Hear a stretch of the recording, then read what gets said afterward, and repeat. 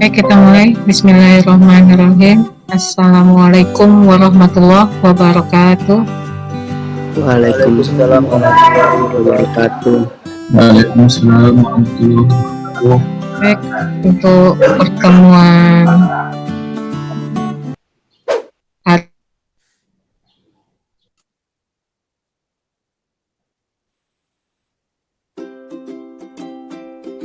ini, siang ini, materi yang akan untuk itu kami serahkan kepada Bapak Roni Ardiansyah untuk menyampaikan materinya. Ya, makasih Bu Lia. Bismillahirrahmanirrahim. Assalamualaikum warahmatullahi wabarakatuh. Waalaikumsalam warahmatullahi wabarakatuh.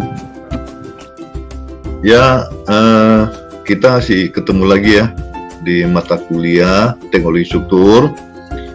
Mata kuliah ini kita selalu memilih objek-objek yang menurut saya sih cukup menarik dan yang sering kita lakukan ya sebagai sarjana atau mahasiswa teknik sipil. Kita selalu berhadapan ya dengan hal-hal struktur ya yang seperti ini.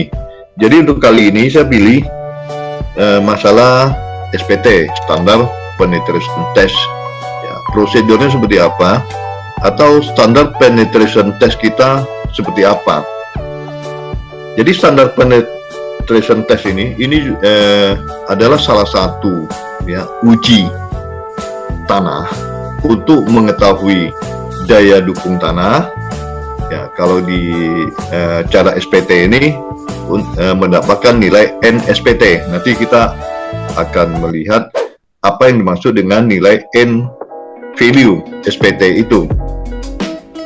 Di samping itu, ya kalau di teknik sipil cukup populer lah ya, SPT, sondir, ya artinya kedua metode ini adalah untuk melakukan penelitian tanah.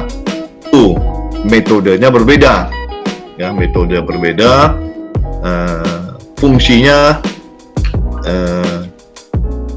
mungkin perannya mempunyai masing-masing ada kelebihan. Jadi ada kelebihan dan kekurangan. Jadi kapan kita menggunakan alat SPT, kapan menggunakan sondir.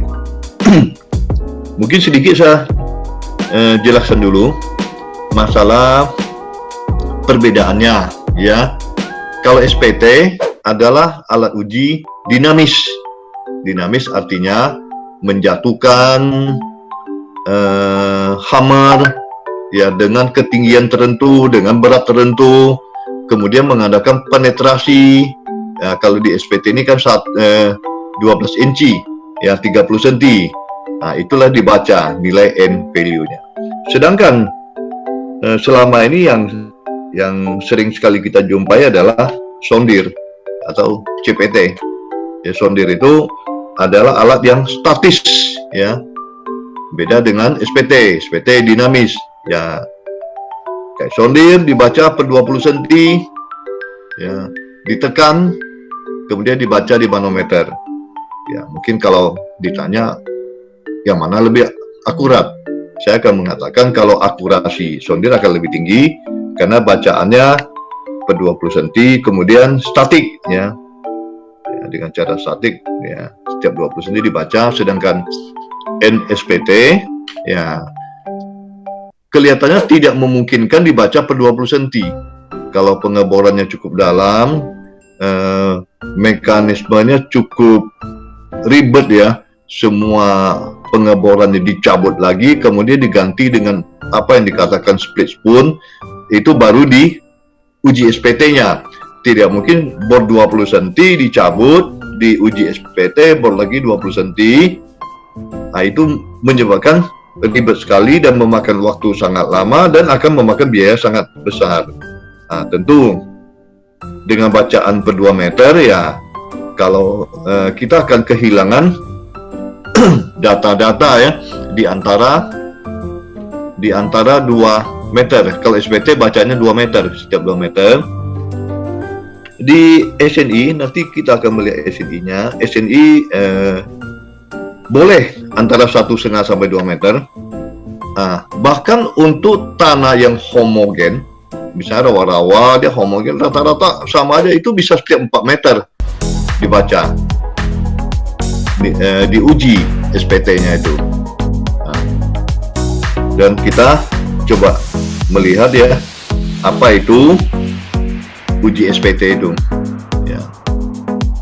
Di foto sebelah kanan itu kelihatan, itu uji SPT di pantai, ya, dibuat peranca, ya, itu nampak itu ditancapkan kayu-kayu di pantai, di tanahnya, kemudian dibuat semacam panggung. Nah, disitulah alat bor mesin. Jadi pada umumnya uji SPT kita itu kita bor dulu tanah baru diuji, ya. Tentu kita butuhkan bor mesin untuk mengebor tanah, dan bor itu pada umumnya adalah wash boring, semacam ngebor air.